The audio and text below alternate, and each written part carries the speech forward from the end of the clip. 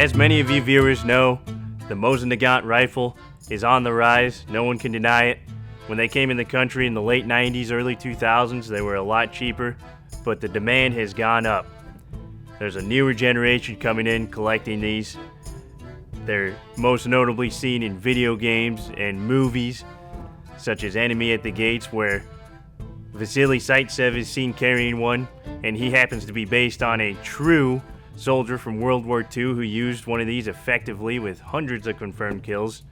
Not to mention the woman sniper who used it, one of the more well-known, Lyudmila Pavlichenko. She carried one of these.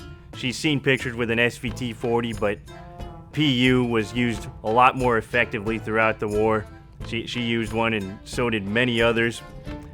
Now I want to make it clear, this example in front of me with a 1939 date on it, wearing a PU scope, was likely assembled this way by the importer upon coming into the United States, as were many of these you will see on the market today.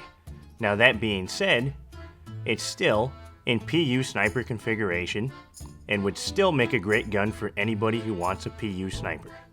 If you want to get into collecting World War II snipers, these are the ones that won't break the bank, and I think they're the quickest one to get into, and honestly, there's absolutely nothing wrong with these guns.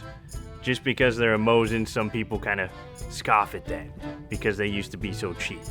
But these were one of the most effectively used guns in World War II. It's surprising these have not caught up to the other snipers of the war in terms of desirability and demand, but they are certainly on the rise.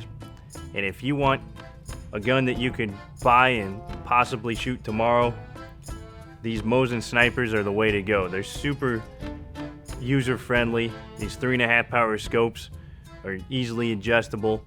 The PU is most notably identified by this side mount scope, the 3.5 power scope.